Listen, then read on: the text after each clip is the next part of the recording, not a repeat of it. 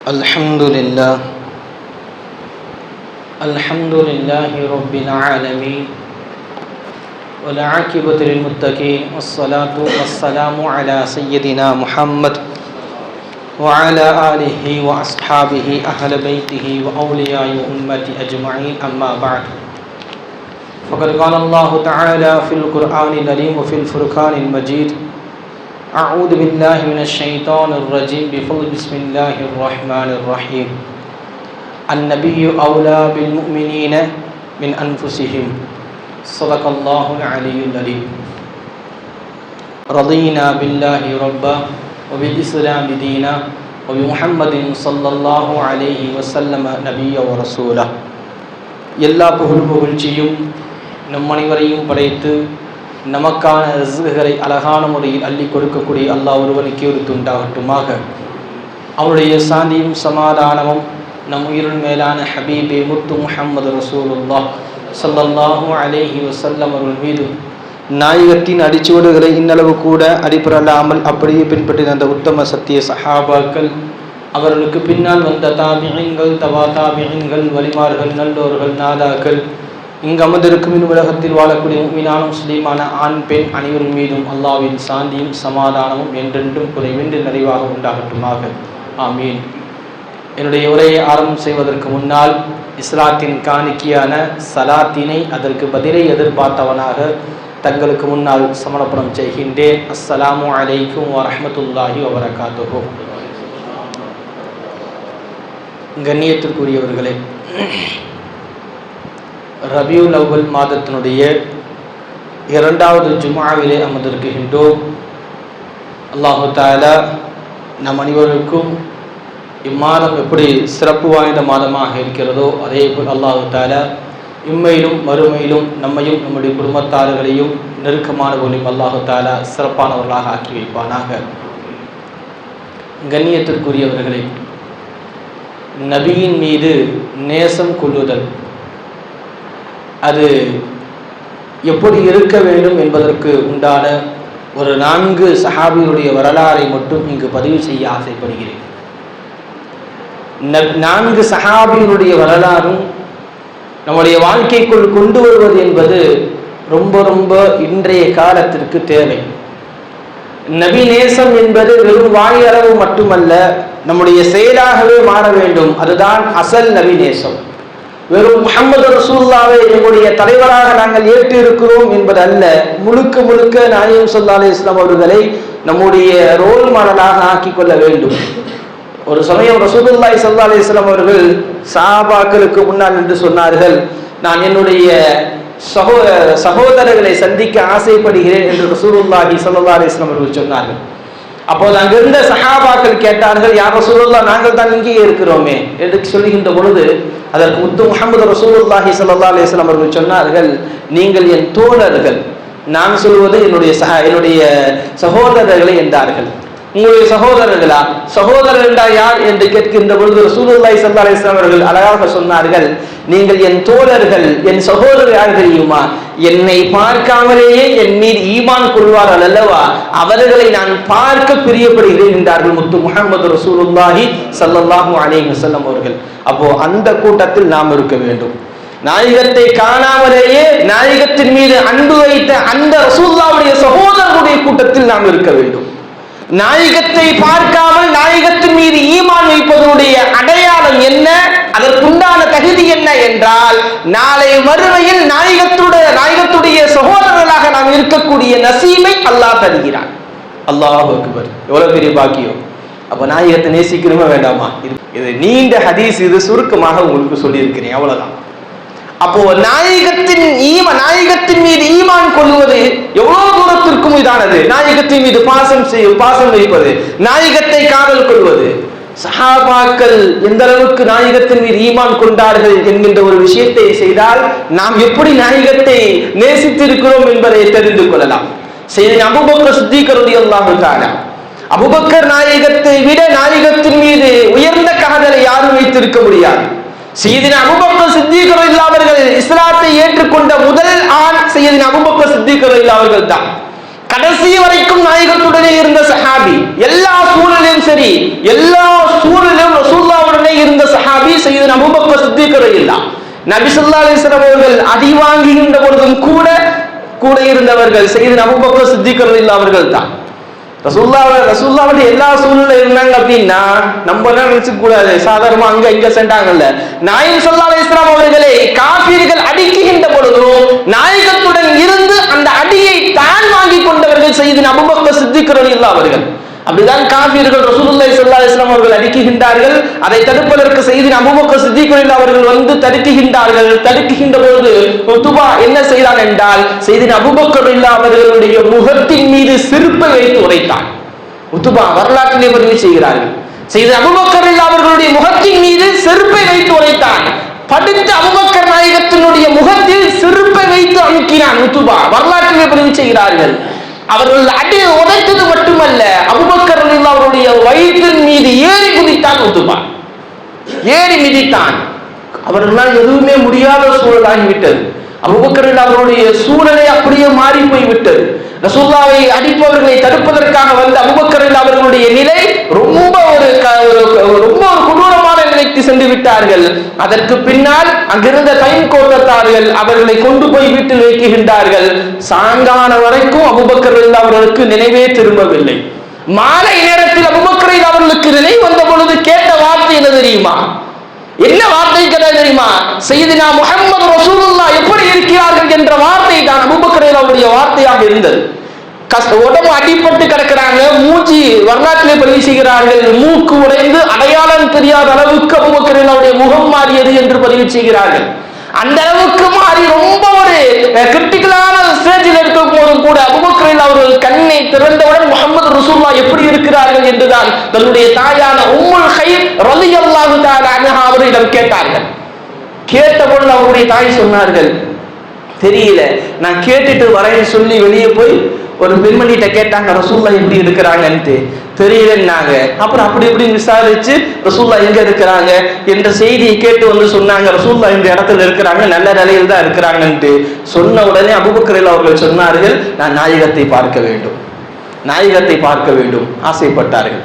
அப்போ அவங்களுடைய தாயார் அவர் அமைதிப்படுத்துறாங்க, இருங்க, இப்பதான் என்ன இருக்கு, ஊருக்குள்ள பிரச்சனையா இருக்கு, கொஞ்சம் அமைதியா இருங்கன்றாங்க.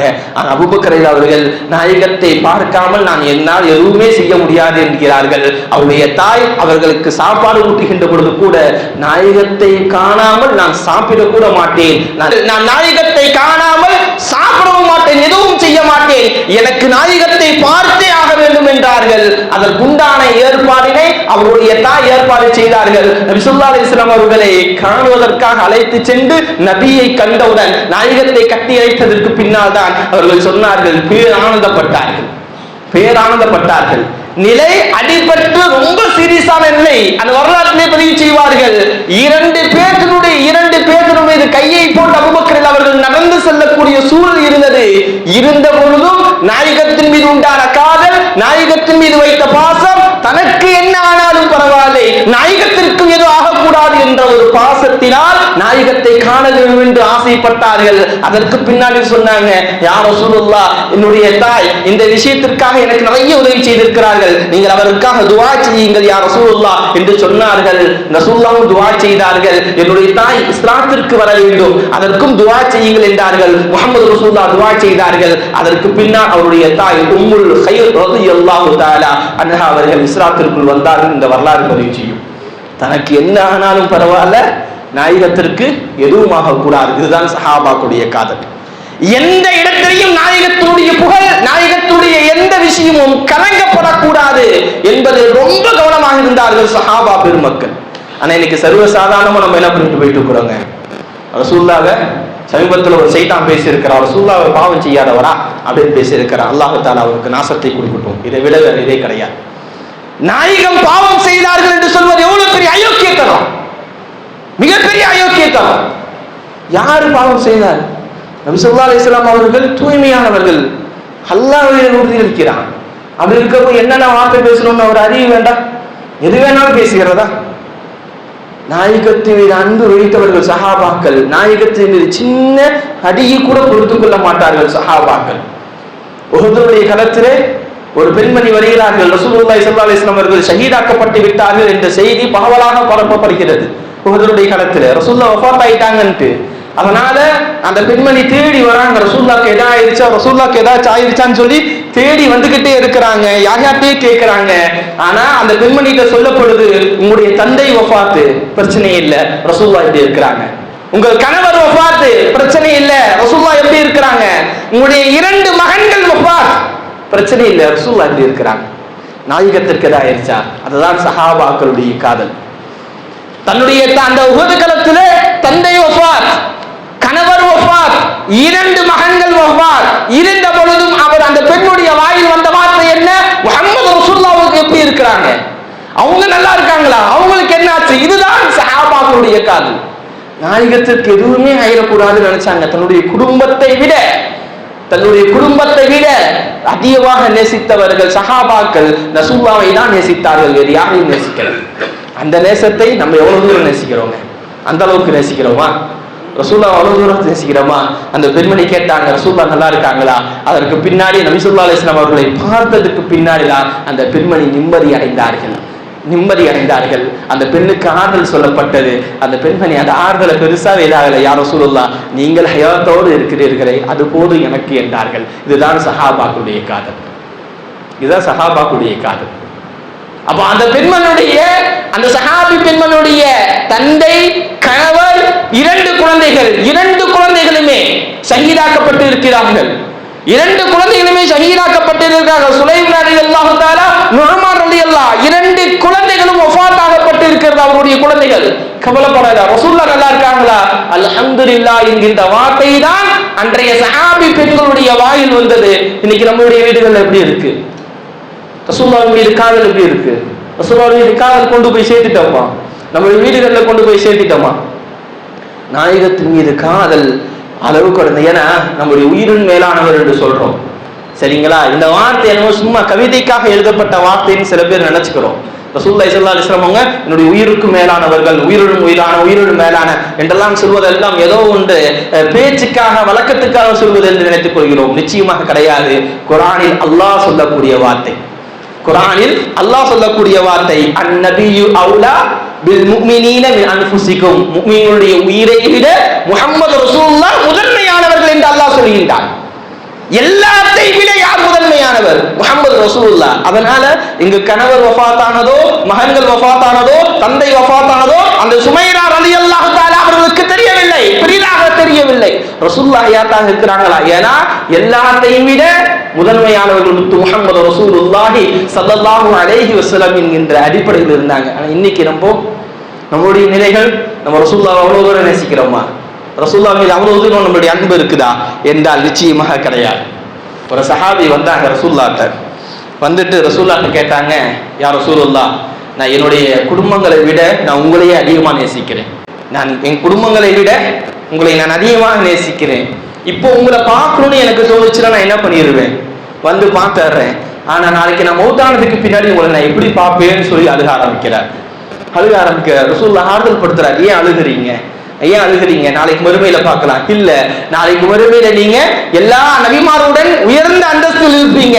ஆனா நான் எப்படி உங்களை பார்ப்பது, நான் சுவனவாதியாக இருந்தாலும் நான் உங்களை பார்க்க முடியுமா. அந்த அன்சாரி சஹாபி கேட்கிறார், உங்களை பார்க்க முடியாது அல்லவா, அதற்காக அழுகிறேன். இங்க நான் நினைச்சா பார்த்தரலாம், நாளை மறுமையில் உங்களை நான் எப்படி பார்ப்பது என்று சொல்கின்ற பொழுது முஹம்மது ரசூலுல்லாஹி ஸல்லல்லாஹு அலைஹி வஸல்லம் அவர்கள் அந்த சஹாபிக்காரர்கள் சொன்னார்கள், அல்லாஹ் தஆலா குர்ஆனில் சொல்கிறான் அல்லவா, மய்யுதீஇல்லாஹ வ ரசூலு ஃபஉலாயிக மஅல்லதீன அன்அம அல்லாஹு அலைஹிம் மினன் நபியீன வஸித்தீகீன வஷுஹதாஇ வஸ்ஸாலிஹீன் வ ஹஸுன உலாயிக ரஃபீகா என்று அல்லாஹ் சொல்லக்கூடிய வார்த்தையை வைத்து அந்த சஹாபிக்காரர்கள் சொன்னார்கள், நீங்கள் கவலைப்படாதீர்கள், நீங்க ஒருபோது என்ன பண்ணாதீங்க, கவலைப்படாதீர்கள். நாளை நீங்கள் என்ன பண்ணீங்க, அல்லாஹ்வுக்கும் ரசூலுக்கும் கட்டுப்பட்டு நடந்தால் நாளை மறுமையில் நீங்கள் யாருடன் இருப்பீர்கள், ஃபஉலாயிக மஅல்லதீன யாருடன் இருப்பீங்க அப்படின்னு சொல்லிட்ட போது நபி கூட, சித்திகன் கூட, சுஹதாக்கள் கூட எல்லாம் இருப்பீங்கன்னு அல்லாஹ் சொல்றான் அல்லவா. அதனால் நீங்கள் அல்லாஹ்வுக்கும் ரசூலுக்கும் கட்டுப்பட்டு நடங்கள், நாளை மறுமையில் என்னோடு இருப்பீர்கள் என்றார்கள்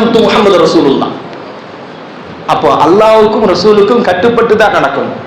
அல்லாஹ்வையும் ரசூலையும் நேசித்தா வரணும். வாத்தியுல்லாஹு வாத்தியு ரசூலுல்லாஹ். அல்லாஹ்வையும் இது பண்ணியாகணும், ரசூலுல்லாஹ்வையும் பின்பற்றி தான் ஆகணும். 2 பேரையும் பின்பற்றி ஆக வேண்டும். 2 பேரையும் கட்டுப்பட்டு ஆகணும். 2 பேருக்கு மீது நேசம் வைக்கணும். லா யுமினு அஹதுக்கும் ஹத்தா அஹப்ப இலைஹி மின் வாலிதிஹி வ வலதிஹி வன்னாஸி அஜ்மஈன். எல்லாத்தையும் விட முஹம்மது ரசூலுல்லாஹ்வின் மீது நேசம் வைக்காத வரை எந்த ஒரு மனிதனும் முஃமினாக ஆக முடியாது. ரசூலுல்லாஹ்வுடைய ஹதீஸ். அப்போ நாயகத்தின் மீது தான் எல்லாத்தையும் விட அதிகமா வச்சிருக்கணும். யாரு தான் அப்படி வைப்பாங்க? அதனால அல்லாஹ் சொல்லிட்டான், யாருன்னா எல்லாத்தையும் விட யார் நாயகத்தின் மீது நேசம் வைப்பது யார் மட்டும்தான்? முஃமின்கள் மட்டும்தான் வைப்பாங்க. முஃமின்களுக்கு மட்டும்தான் நாயகம் ஸல்லல்லாஹு அலைஹி வஸல்லம் அவர்கள் உயிரை விட முதன்மையானவர்கள். எல்லாத்தையும் விட முதன்மையானவர்கள் முஹம்மது ரசூலுல்லாஹ் என்றால் அது யாருக்கு மட்டும்தான்? நான் சொல்லும் வார்த்தையிலே முஃமின்களுக்கு மட்டும்தான் அல்லாஹ் சொல்றான். நீ முஃமினா இருந்தானாக்கா நிச்சயமா நம்ம யார நாயகத்தை நம் உயிருக்கு மேலாக நேசிப்போம். இல்லைனாக்கா நாயகம் ஸல்லல்லாஹு அலைஹி வஸல்லம் அவங்க பாவம் செஞ்சாங்க, நாயகம் செய்யாத காரியத்தை நான் செஞ்சேன், அந்த ஹதீஸ் இது இப்படின்னு சொல்லி என்ன பண்ணிட்டே இருப்போம். இந்த சமூகத்தை பிரித்தாளும் சூழ்ச்சியை செய்து கொண்டே இருப்போம். இந்த சமூகத்தை ஒண்ணுமில்லாத விஷயங்களை செய்து கொண்டே இருப்போம். சமூகத்திற்கு எதிரான கருத்துக்களை விஷம கருத்துக்களை பரப்பிக் கொண்டே இருப்போம். அப்போ நாயகத்தின் மீது யார் அன்பு வைத்திருக்கிறாரோ அவர்தான் முஃமின் என்பதை நீங்கள் உணர்ந்து கொள்ளுங்கள். நாயகத்தை தன்னுடைய உயிரை விட மேன்மையாக யார் கருதுகிறாரோ அவர்தான் முஃமின் என்பதை கருதி கொள்ளுங்க. அப்ப நம்ம முஃமினா இருக்கணும்னா என்ன செஞ்சாகணும்? நாயகத்தின் மீது நேசம் வைத்தாக வேண்டும். நாயகத்தின் மீது பாசம் வைத்தாக வேண்டும். நாயகத்தை நம்முடைய வாழ்க்கைக்குள் கொண்டு வர வேண்டும். நாயகம் ஸல்லல்லாஹு அலைஹி வஸல்லம் அவர்களை புகழ்ந்து கொண்டே இருக்க வேண்டும். நாயகத்தின் மீது ஸலவாத் சொல்லிக் கொண்டே இருக்க வேண்டும். நாயகம் ஸல்லல்லாஹு அலைஹி வஸல்லம் அவர்கள் செய்த விஷயங்களை நம்முடைய வாழ்க்கைக்குள் ஒவ்வொன்றாக கொண்டு வந்து கொண்டே இருக்க வேண்டும். அப்பொழுதுதான் நாம் முஃமின்களாக இருக்க முடியும். அப்பொழுதுதான் நாம் முஃமின்களாக இருக்க முடியும். நாயகத்தை எல்லாத்தை விட முதன்மையாக்கி வைக்க வேண்டும். எல்லா விஷயத்தை விட முதன்மையாக்கி வைக்க வேண்டும். முதன்மையாக்கி எல்லா விஷயத்தை விட முதன்மையாக்கி வைக்கணும் அப்படின்னாக்கா ஒருவேளை அல்லாஹ்வுக்கு முதன்மையா? அப்படிலாம் கிடையாது. அல்லாஹ்வுக்கு அடுத்தது யாருதான்? அல்லாஹ்வுக்கு அடுத்து யாருதான்? முஹம்மது ரசூலுல்லாஹ். அதுதான் நாம் சொல்லிக் கொண்டு இருப்பது. வாத்தியுல்லாஹ் வாத்தியு ரசூலுல்லாஹ். முதலில் அல்லாஹ், அடுத்தது முஹம்மது ரசூலுல்லாஹ். முதலில் அல்லாஹ், அடுத்தது முஹம்மது ரசூலுல்லாஹ். இதுதான் அஹ்லு சுன்னாவுடைய கோட்பாடு.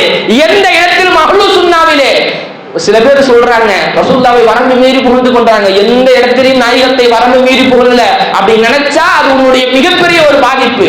அல்லாஹ் சொல்லக்கூடிய குர்ஆன் வசனங்களும் முஹம்மது ரசூலுல்லாஹ்வுடைய ஹதீஸ்களும் எடுத்துதான் நாயகத்தை புகழ்ந்து கொண்டு இருக்கிறோம்.